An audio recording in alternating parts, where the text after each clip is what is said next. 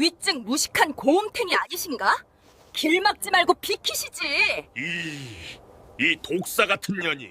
세월이 흘러도 변치 않는 삶의 가치와 투박한 진심이 담겨 있는 곳. 잊고 지냈던 인생의 지혜를 캐내는 시간. 담밤야화에 오신 것을 환영합니다. 원수는 외나무 다리에서 만난다는 말이 있지요. 피하고 싶은 사람일수록 꼭 마주치게 된다는 뜻입니다. 그런데 만약 그 원수가 죽도록 미운데 동시에 미치도록 예뻐 보인다면 어떨까요? 그리고 만약 그 미움이 사실은 15년을 묻어둔 첫사랑이라면 어떨까요? 오늘 들려드릴 이야기는 고작 호박 한 덩이 때문에 3대째 으르렁거리는 두 집안의 아들과 딸이 우연히 사랑의 묘약을 마시고 버리는 대환장 로맨스입니다. 강원도 두매산골, 윗집에는 김진사댁이, 아랫집에는 박진사댁이 서로 마주하고 살고 있었습니다. 이 두 집안은 60년 전 아주 사소한 사건으로 철천지원수가 되었습니다. 김진사댁 호박 넝쿨이 담을 넘어 박진사댁 마당에 호박을 맺었는데 뿌리가 우리 것이다, 땅이 우리 것이다 싸우다 결국 서로에게 똥물을 투척하는 호박의 난이 벌어진 것이지요. 그 후로 두 집안은 눈만 마주쳐도 으르렁댔습니다. 60년의 세월 속에서도 그 미움은 식지 않았습니다. 손자 대에까지 이어진 3대의 저주였던 것입니다. 하지만 그 살벌한 와중에도 꽃은 피었습니다. 김진사댁 손자 철수와 박진사댁 손녀 영희는 담장 개구멍으로 몰래 만나는 단짝 친구였습니다. 매일 정오가 되면 철수는 담장 너머 호박 넝쿨이 무성한 쪽으로 나갑니다. 그러면 영희는 자신의 엄마가 집 안팎을 다닐 때 재빨리 구멍으로 빠져나왔습니다. 날씨가 좋은 날이면 특히 서둘렀습니다. 담장 아래 모인 그들은 철수가 주머니에 몰래 숨겨온 주먹밥을 나눠 먹었습니다. 그 주먹밥에는 철수의 어머니가 직접 주물러 만든 따뜻함이 담겨 있었습니다. 둘이 나눠 먹는 한 끼가 세상에서 가장 맛있는 밥이었습니다. 철수야, 우린 어른들처럼 싸우지 말자. 나중에 크면 나한테 장가올 거지? 내가 너 꼭 지켜줄게. 이 댕기처럼 꼭 붙어 다니자. 철수는 영희의 머리에 묶인 분홍 댕기를 살짝 건드렸습니다. 그 댕기는 영희가 가장 아끼는 것이었습니다. 어머니가 직접 만들어주신 것이었으니까요. 철수는 그 댕기를 보며 중얼거렸습니다. 이것처럼 우리도 절대 떨어질 수 없게 묶여있자. 영희야, 넌 내 운명이야. 하지만 운명은 얄궂었습니다. 어느 날 두 아이가 손잡고 있는 걸 양가 어른들에게 들키고 만 것입니다. 마침 우물에서 물을 깃던 박진사가 뒷산으로 가는 길에 담장 개구멍에서 서로를 부르는 소리를 들었던 것입니다. 박진사는 황급하게 비명을 질렀고 곧 김진사도 달려왔습니다. 어른들의 불호령이 떨어지기 직전 철수는 어린 마음에 영희를 보호해야겠다는 엉뚱한 생각을 했습니다. 내가 영희를 미워하는 척하면 영희는 혼나지 않을 거야. 어른들은 미워하는 사이라고 생각할 거야. 철수는 가슴을 철렁 내려놓고 서툰 연기를 시작했습니다. 떨리는 손으로 주머니에서 가위를 꺼냈습니다. 아버지 얼굴을 깎던 면도 가위였습니다. 에잇, 이거 가져가라. 난 너 같은 원수 집딸 꼴도 보기 싫어. 다시 내 앞에 나타나지 마. 철수는 영희의 댕기를 가위로 단숨에 잘랐습니다. 파란 댕기가 두 조각으로 떨어지는 순간 영희의 눈에서 눈물이 쏟아졌습니다. 하지만 그것은 단순한 슬픔이 아니었습니다. 그것은 절망이었습니다. 철수야. 영희의 목소리는 이미 깨어졌습니다. 철수는 그 목소리를 들으며 가슴이 철렁 내려앉았지만 이미 돌이킬 수 없었습니다. 그의 서툰 연기는 너무나 완벽했기 때문입니다. 그날 밤 영희는 끊어진 댕기를 부여잡고 펑펑 울었습니다. 어린 마음속에서 첫사랑은 증오로 바뀌어 버렸습니다. 그리고 그 미움은 15년 동안 쌓이고 또 쌓였습니다. 15년 후 두 사람은 마을에서 제일 가는 견원지간이 되었습니다. 어이구, 이게 누구야? 윗집 무식한 곰탱이 아니신가? 길 막지 말고 비키시지. 하, 덩치는 산만한 게 목소리는 또 왜 이리 커? 아랫집 독사가 납셨네. 장터 한복판에서 마주친 두 사람은 여전히 으르렁거렸습니다. 시장 보는 할머니들은 벌써 멀리 떨어져 있었습니다. 두 사람이 싸우면 일이 커진다는 것을 잘 알고 있었으니까요. 하지만 철수의 눈빛은 영희가 돌아서자마자 슬프게 변했습니다. 속으로는 오늘도 예쁘구나. 흔들리는 치맛자락도 저리 와다니. 라고 중얼거렸습니다. 하지만 입으로는 여전히 독서를 내뱉고 있었습니다. 어이구, 저 기집애를 오늘 또 보내. 귀신은 뭐 하나 몰라. 저 기집애 안 잡아가고. 철수는 그런 자신이 한심할 뿐이었습니다. 그날 밤 분을 이기지 못한 두 사람은 우연처럼 혹은 운명처럼 용하다는 떠돌이 의원을 찾아갔습니다. 물론 서로 다른 시간에 말이죠. 먼저 온 것은 영희였습니다. 거친 숨을 쉬며 의원 앞에 섰습니다. 박진사 대기여식이 아닌가? 아니 웬일로? 의원님, 저 곰탱이 녀석을 힘으로 제압할 수 있는 천하무적 장사가 되는 약 좀 지어주시오. 의원은 이상한 눈으로 영희를 쳐다봤습니다. 뭔가 이 여인의 눈빛이 이상합니다. 미움을 넘어 무언가 다른 감정이 묻어 있는 것 같습니다. 비록 떠돌이 의원이었지만 이 정도의 심리 상태는 읽을 수 있었습니다. 천하무적 장사가 되는 약이라 준비하는데 시간이 좀 걸리니 내일 가지러 오시오. 의원은 입가에 신비로운 미소를 띠며 생각에 잠겼습니다. 얼마 뒤 철수가 또 거친 숨을 몰아쉬며 들어왔습니다. 영희가 나간 지 불과 10분 정도 뒤였습니다. 의원 양반, 저 독사 같은 기집애 키를 확 꺾어버릴 호랑이 기운이 솟는 약 없소. 저 기집애만 보면 이 가슴이 답답해서 미쳐버릴 것 같소. 라며 철수는 자신의 가슴을 손으로 쓸었습니다. 의원은 다시 한번 미소를 지었습니다. 호박집 딸이 떠난 지 겨우 10분 뒤에 호박집 아들이 같은 내용의 약 주문을 하러 온 것입니다.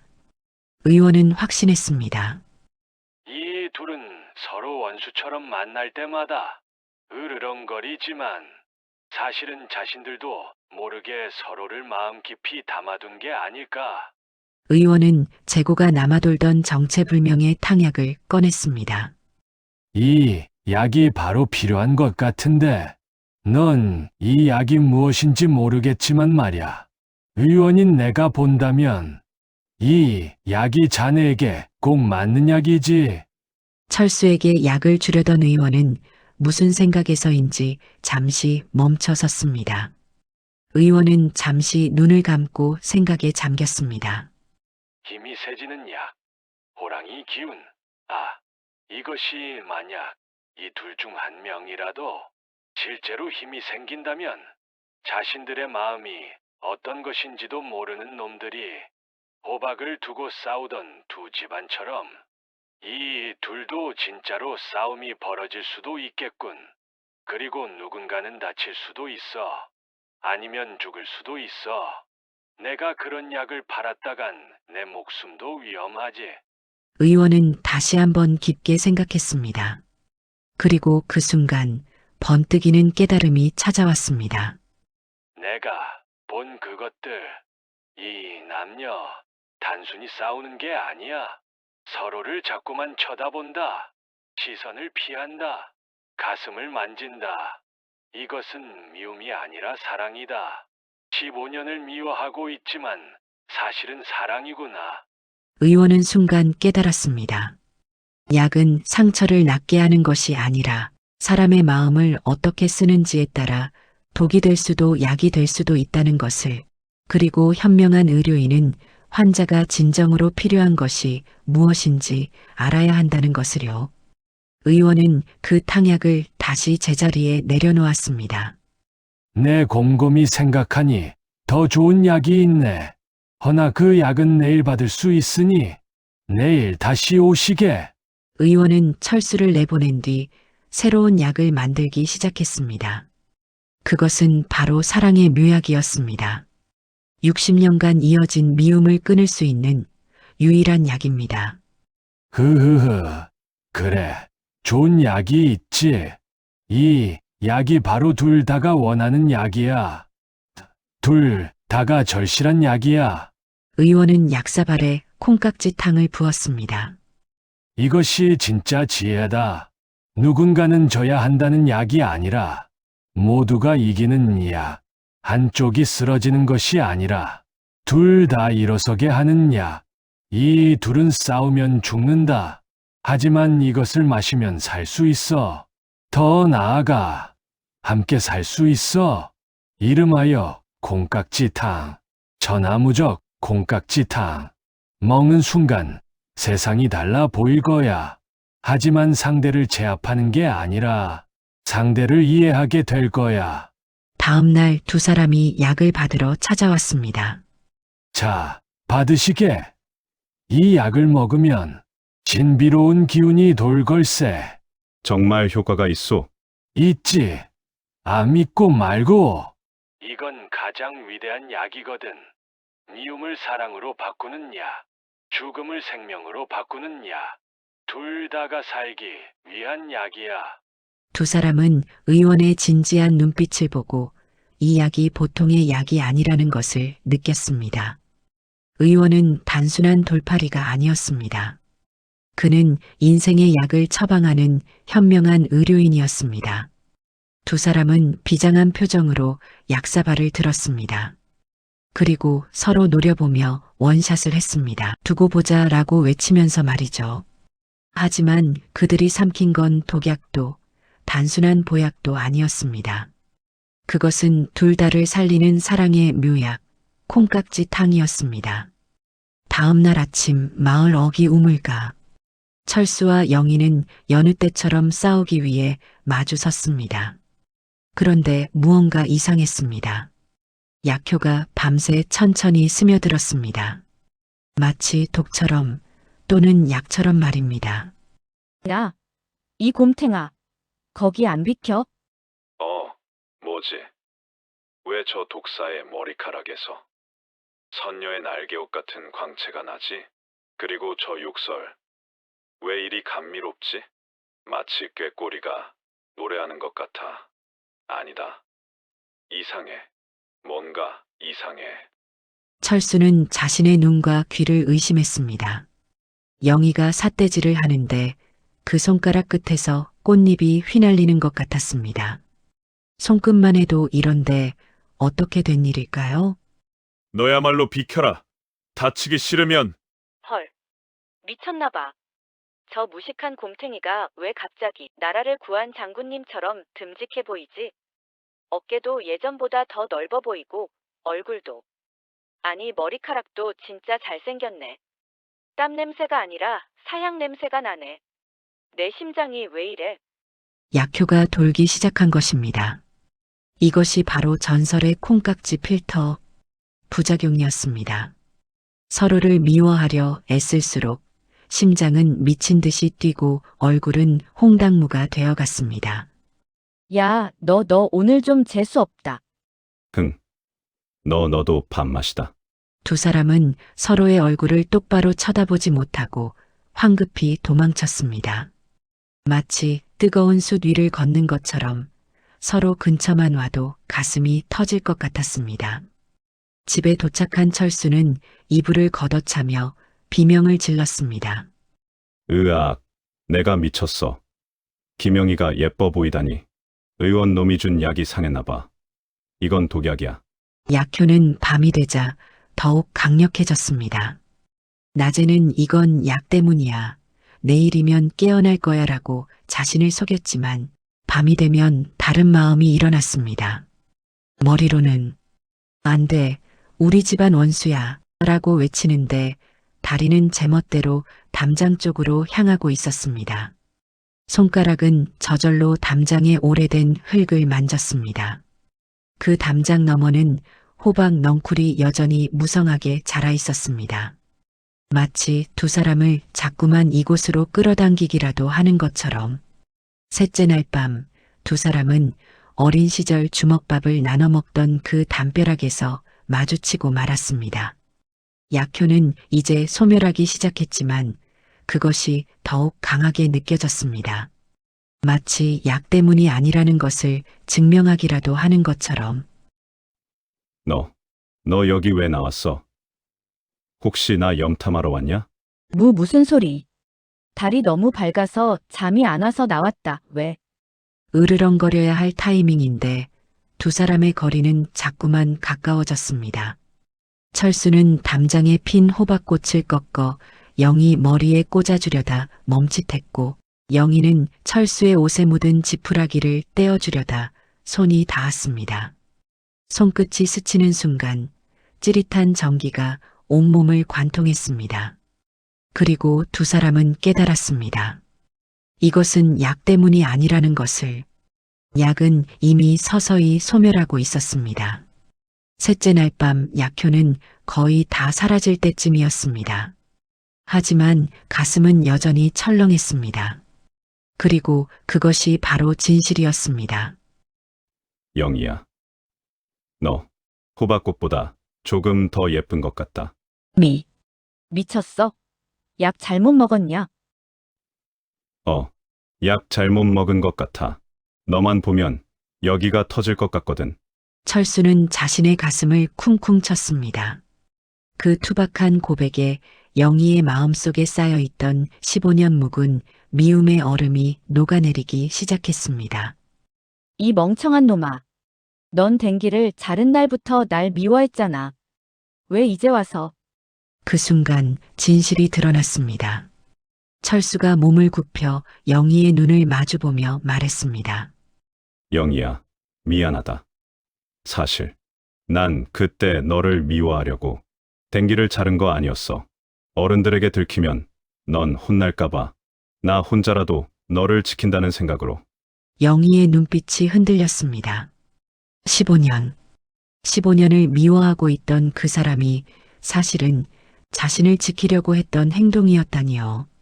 그날 밤 두 사람은 멱살 대신 손을 잡고 호박 넝쿨 아래서 말도 안 되는 데이트를 즐겼습니다. 가까워졌다가 멀어졌다가 또 다시 가까워졌습니다. 마치 밀물과 썰물처럼. 사흘 뒤 약효가 완전히 떨어졌습니다. 눈에 씌었던 콩깍지가 벗겨지고 서로가 다시 평범한 곰탱이와 독사로 보이기 시작했습니다. 호박 넝쿨 아래서 본 그 후광도 사라졌습니다. 하지만 이상했습니다. 약이 사라져도, 아니, 약이 사라졌으니까 더욱 명확했습니다. 여전히 가슴이 아팠습니다. 약 때문이 아니었습니다. 그제야 두 사람은 깨달았습니다. 15년 전부터 묻어두었던 진짜 마음이 깨어난 것입니다. 약은 단지 그것을 깨우는 촉매제였을 뿐이었습니다. 철수는 더 이상 숨지 않기로 결심했습니다. 끊어진 댕기를 다시 찾아 깔끔하게 이으려고 생각했지만 그렇게 하기 싫었습니다. 그대로가 더 좋았습니다. 그것이 그들의 이야기였으니까요. 그는 끊어진 댕기를 품에 안고 영희를 찾아갔습니다. 양가 부모님이 곡괭이를 들고 쫓아왔고 근처 이웃들은 또 싸움이 시작된 줄 알고 모여들었습니다. 하지만 철수는 영희 앞에 무릎을 꿇었습니다. 60년간 이어진 두 집안의 싸움 앞에서 한 청년이 무릎을 꿇은 것입니다. 영희야, 미안하다. 그때 내 댕기를 자른 건 너를 미워해서가 아니었어. 어른들에게 들키면 넌 혼날까봐 바보같이 널 지킨다는 게 상처만 줬구나. 마을의 모든 사람들이 침을 삼켰습니다. 15년을 미워하던 그 두 사람이 무슨 일인가요? 이 멍청한 놈아. 그걸 이제야 말하면 어떡해. 내가 널 얼마나 미워했는데. 그것도 미워하고 싶었는데. 평생 미워해도 좋다. 대신 내 옆에서 미워해라. 내가 평생 너한테 갚으면서 살게. 철수의 진심 어린 고백에 영희는 엉엉 울며 그를 끌어안았습니다. 그 모습을 지켜보던 양가 부모님들도 벙찐 표정으로 곡괭이를 내려놓았습니다. 김진사와 박진사는 한숨을 쉬며 나지막이 중얼거렸습니다. 자식 이기는 부모 없다. 결국 두 노인은 손을 잡았습니다. 60년의 미움도 자식들의 사랑 앞에서는 무너졌던 것입니다. 그리고 문제의 호박은 김진사가 손으로 집어들어 반으로 딱 잘라 사이좋게 나눠 먹기로 합의했습니다. 이제는 더 이상 싸울 이유가 없을 테니까요. 그 후 철수와 영희는 마을에서 제일 가는 인꼬 부부가 되었습니다. 가끔 부부 싸움을 할 때면 철수가 슬그머니 콩깍지탕을 끓여온다는 소문이 있긴 하지만요. 그들의 자식들은 모두 착한 성품으로 자라났고 다른 마을 사람들의 존경을 받게 되었습니다. 왜냐하면 부모의 사랑이 얼마나 깊은지 알았으니까요. 원수에서 연인으로 3대의 저주를 사랑으로 끊어낸 두 사람. 어쩌면 사랑의 묘약은 약사발이 아니라 서로를 향한 진심이 아니었을까요? 미움과 사랑은 종이 한 장 차이라고 합니다. 누군가를 죽도록 미워하고 있다면 어쩌면 그 마음 뒷면에는 그만큼의 관심과 애정이 숨어 있는 건 아닐까요? 혹시 주변에 꼴 보기 싫은 원수가 있다면 오늘 한번 가만히 들여다보세요. 어쩌면 그 사람이 당신의 호박 넝쿨이 맺어준 운명의 짝일지도 모르니까요. 그리고 혹시 어린 시절 누군가의 댕기를 자른 것 같은 죄책감을 가지고 계신다면 오늘도 용기를 내셨으면 좋겠습니다. 우리가 무릎을 꿇을 때 그것이 가장 용감한 선택이 되는 순간이 있으니까요. 오늘 들려드린 유쾌하고도 뭉클한 사랑 이야기가 여러분의 지친 하루에 웃음꽃을 피웠기를 바랍니다. 호박 넝쿨이 맺어준 인연, 끊어진 댕기가 다시 이어지는 순간, 그 속에서 우리는 사랑의 본질을 봅니다. 그것은 약이 아니라 진심입니다. 재미있으셨다면 구독과 좋아요로 단밤야화의 다음 이야기를 응원해 주십시오. 저는 다음 시간에도 삶의 지혜와 웃음이 가득한 이야기로 다시 찾아뵙겠습니다. 편안하고 따뜻한 밤 보내시길 바랍니다. 감사합니다. 언제나 단밤야화에서 당신을 기다리겠습니다.